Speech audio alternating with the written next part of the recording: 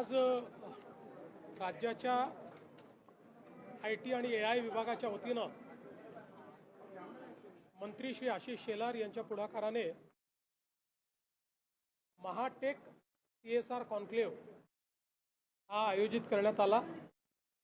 मोठ्या प्रमाणात tech companies आणि इतर CSR पार्टनर्स सोबत जवळपास 150 कोटी रुपयाचे करार या ठिकाणी करण्यात आलेले आहेत।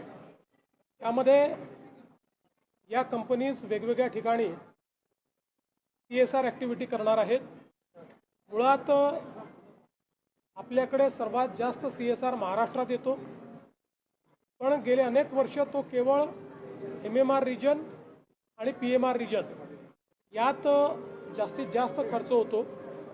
हा प्रयत्न असा आहे की महाराष्ट्राच्या सर्व भागांमध्ये गडचिरोलीपासून नंदुरबारपर्यंत सगळ्या भागांमध्ये CSR ॲक्टिव्हिटी चालावी आणि प्रयत्न असा आहे की शिक्षणाचं क्षेत्र असेल, आरोग्याचं क्षेत्र असेल, लाईव्हलीहूडचं क्षेत्र असेल, ट्रेनिंगचं क्षेत्र असेल, कौशल्य विकासाचं क्षेत्र असेल, अशा विविध क्षेत्रांमध्ये या सगळ्या CSR पार्टनरसोबत आम्ही पार्टनरशिप करून एका स्केलवर या सगळ्या गोष्टी नेण्याचा प्रयत्न करतो।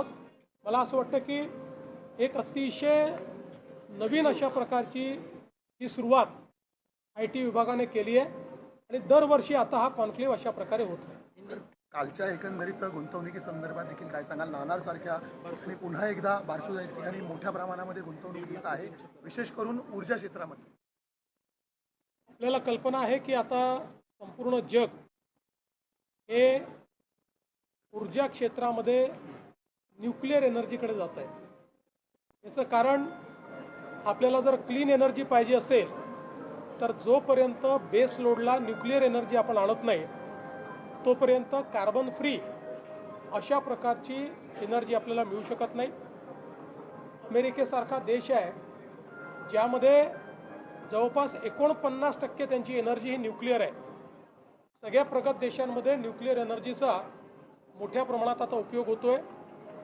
भारतासारखा जो प्रगतिशील देश आहे ज्याच्यामध्ये खूप मोठ्या प्रमाणात आता आपली एनर्जीची रिक्वायरमेंट वाढते आहे आणि सोलर, विंड हे जे काही रिन्युएबल्स आहेत याच्यामुळे एनर्जी तर मिळते पण ती 24/7 मिळत नाही, ती रिलायबल मिळत नाही। त्यामुळे बेस लोड करता भारताला न्यूक्लिअर एनर्जीची आवश्यकता आहे आणि म्हणूनच पहिल्यांदाच भारत सरकारने शांती हा कायदा तयार केला आहे ज्याच्यामध्ये न्यूक्लिअर सिव्हिलियन यूज आता अलाउ केलेला आहे आणि त्यातनं काल आपण महाराष्ट्रामध्ये 25,000 मेगावॅटचे 4 करार हे न्यूक्लिअर एनर्जीच्या क्षेत्रामध्ये केलेले आहेत। आज मी इथे येण्यापूर्वी अमेरिकेचे कॉन्सुलेटने या ठिकाणी एक डेलिगेशन आणलं होतं ज्याच्यामध्ये 25 अमेरिकेतल्या जागतिक न्यूक्लिअर पॉवर कंपनीज आहेत, न्यूक्लिअर मॅन्युफॅक्चरिंग कंपनीज आहेत, ज्यांनी या समझोत्यानंतर भारतामध्ये आल्यानंतर दिल्लीनंतर आपला एकमेव कॉन्क्लेव्ह किंवा चर्चासत्र हे महाराष्ट्रात केलं। त्या ठिकाणी आम्ही त्यांच्या समोर महाराष्ट्राचे प्लॅन्स काय आहेत पुढचे हे प्रेझेंट केलेलं आहे आणि त्यांनीही महाराष्ट्रामध्ये मोठ्या प्रमाणात न्यूक्लिअर ऊर्जेच्या क्षेत्रामध्ये त्या ठिकाणी इन्व्हेस्ट करण्याचा निर्णय केलेला आहे किंवा ते करण्याच्या मानसिकतेत आहेत। त्यामुळे देशामध्ये आता अणु ऊर्जेमध्ये सुरुवातही महाराष्ट्रात झाली होती। आपल्याला माहिती आहे भाभा ॲटॉमिक रिसर्च सेंटर जे आहे तारापूर तिथनं सुरुवात झाली होती आणि आता पुन्हा या संपूर्ण न्यूक्लिअर एनर्जीच्या आंदोलनाला पुढे नेण्याचं काम महाराष्ट्र करेल। शरद पवार यांनी पंतप्रधान नरेंद्र मोदी यांनी जे आवाहन केलं होतं त्याचं आत्ता कौतुक केलंय। मागच्या आठवड्यात जेव्हा आवाहन झालं होतं त्यावेळेस पवार कुठेतरी टीका करताना दिसले होते, मात्र आता ते कौतुक करतायत, घेतलेल्या गोष्टी खूप महत्त्वाच्या आहेत असं ते बोलतायत। मला असं वाटतं की पवार साहेबांनी जे काही सांगितलं ते महत्त्वाचं आहे। ज्यावेळी अनेक लोक माननीय प्रधानमंत्री मोदी परदेशात का गेले आणि मग तिकडे काय होत आहे अशी टीका करत होते.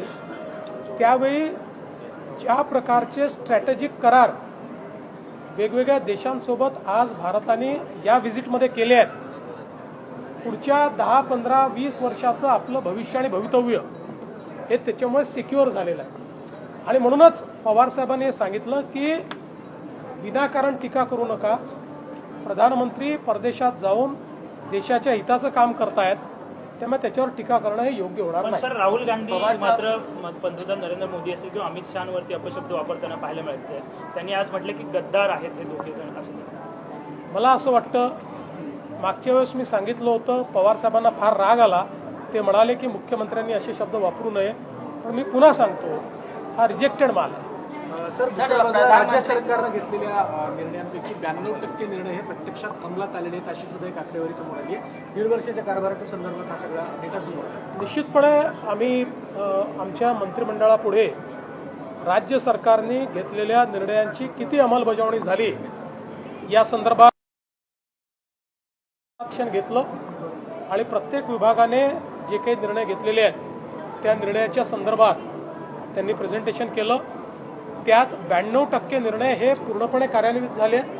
8% निर्णय असे आहेत की ज्यातले काही निर्णय हे राज्यपालांकडे किंवा राष्ट्रपतींकडे प्रलंबित आहेत, ते कायद्याच्या स्वरूपात आहेत.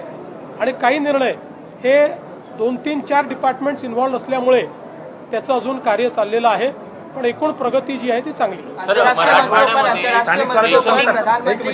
स्थानिक स्वराज्य संस्थांच्या निवडणुकांमध्ये भाजपची सगळीकडे ताकद वाढली आहे. हीच जर ताकद बघितली येत्या काळामध्ये 16 जागा आहेत, तेवढाच मोठा भाऊचा वाटा तिथं मिळेल. कारण ज्या पद्धतीनं समन्वयाच्या बैठका सुरू झाल्या, अनेक जण दावा करतायत. सगळे आमचा प्रयत्न असा आहे की तिन्ही पक्षांनी एकत्रित बसून याचा निर्णय आम्ही करावा.